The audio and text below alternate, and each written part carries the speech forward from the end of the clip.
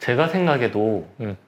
뭘 하든 사업이 굳이 아니더라도 어떤 행동이나 뭘 하는 데 있어서 리스크가 없는 게 없잖아요. 근데 이렇게 단점을 딱 꼽아가지고 말만 하시는 분들은 그래도 위탁 판매에 대한 리스크를 말하시는 건데 이 리스크가 다른 사업들에 비해서 그렇게 크지 않다고 생각하시는 거예요?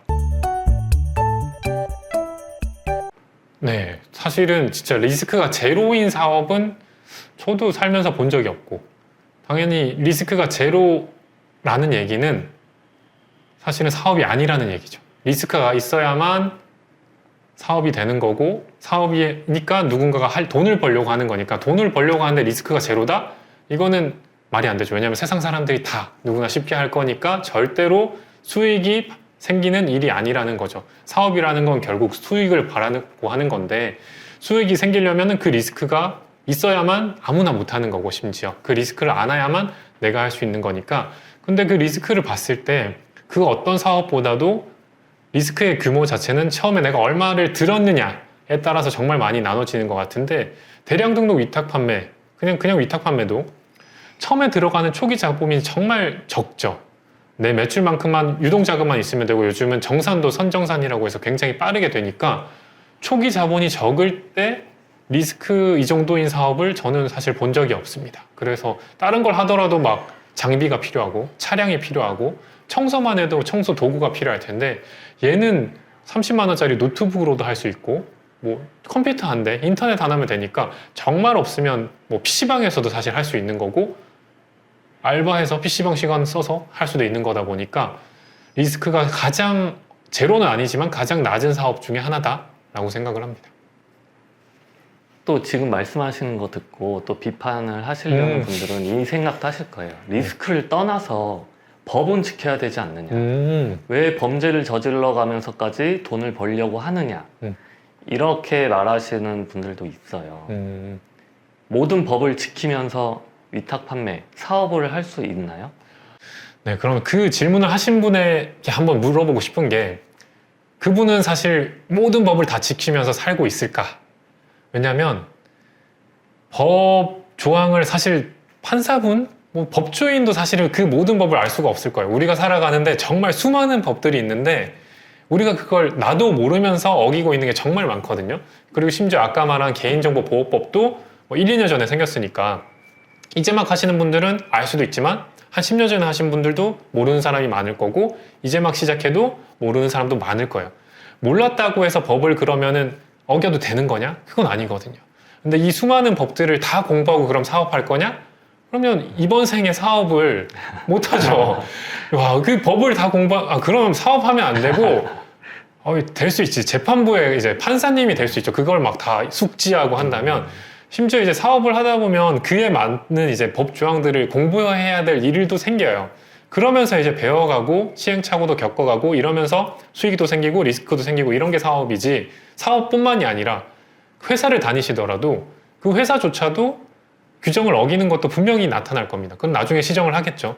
그 회사에서도 모르는 게 있으면 시정을 하고, 잘못했으면 과태료 내고 다시 고치고, 정말 나라에서 정하는 법이 정말 범위가 큰데, 정말 치명적인 건 뭐 누구를 죽인다거나 이런 거는 정말 법을 어긴다는 거 당연하잖아요. 도덕적 범위에서도.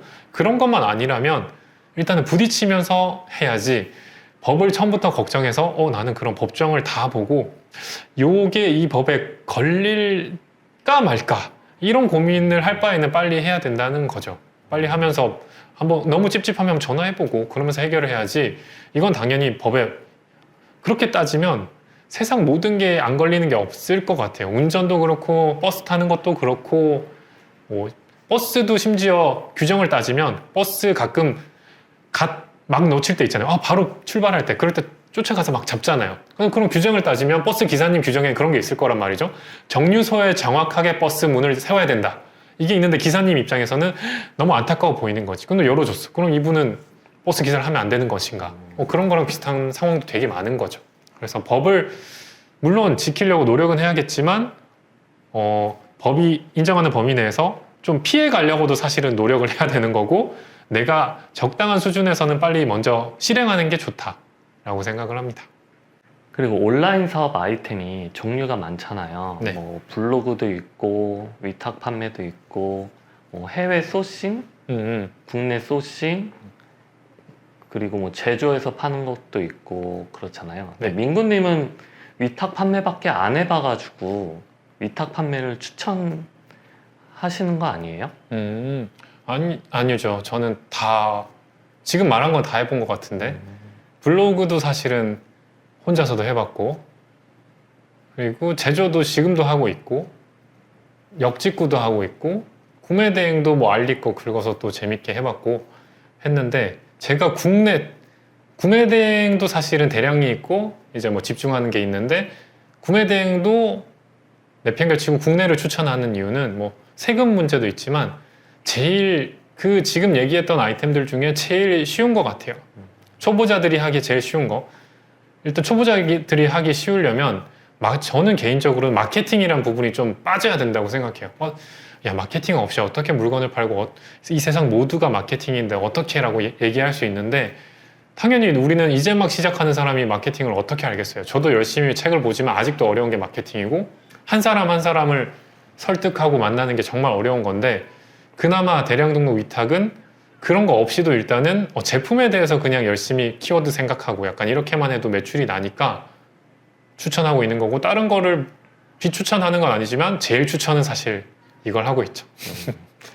사실 저는 유튜브를 운영하는 입장에서 네. 지금 저희 채널은 위탁 판매, 거기서도 대량 등록 위탁 판매에 묶여 있잖아요. 네. 그러니까 유튜버 운영하는 사람 입장에서는 약간 컨텐츠도 한정적이고 보는 사람도 좀 폭이 좁아지잖아요. 그래가지고 약간 뭐 소싱에 대한 내용도 했으면 좋겠고, 뭐 민구님은 아마존 파워셀러셨다고도 들었는데 본사에 초청받아서 가시지도 않았나요? 아마존 코리아 행사는 몇 번 갔었죠. 예. 네. 그만큼 다양하게 다 잘 하실 수도 있는데 네. 그럼에도 위탁 판매로만 집중하라고 하셨잖아요. 네. 그 이유가 그래도 자기가 해본 것 중에는 위탁 판매가 제일 좋아서 추천하는 의미에서 그렇게 한정적으로 콘텐츠를 만들려고 하신 거예요? 그쵸. 일단은 막 시작하시는 분들이 어쨌든 재미있어야 되잖아요. 돈도 벌어야 되고. 그러기엔 제일 쉬운 아이템인 것 같아요. 소싱이나 뭐든 하려면 어쨌든 돈이 좀 필요하니까 초기 자본을 만들기에는 정말 좋은 사업 아이템인 것 같아요. 아마존만 해도 뭐 파워셀러랑 이런 등급은 없지만 당연히 거래액이 늘어나면 뭐 페이오니언이나 이런 데서 뭐 할인이나 이런 건 해주지만 등급은 따로 없거든요. 그런 걸 하려면 어쨌든 물건을 사서 또 보내야 되고, 정산이라던가 그 모든 걸 봤을 때는 정말 가장 쉬운 거는 국내 대량 등록 위탁으로 시작하는 거라고 생각합니다. 정산 주기도 구매 대행보다 짧지, 재고도 없어도 되지, 그리고 뭐 블로그나 이런 것보다 확실히 매출이나 이런 건 빨리 나오지.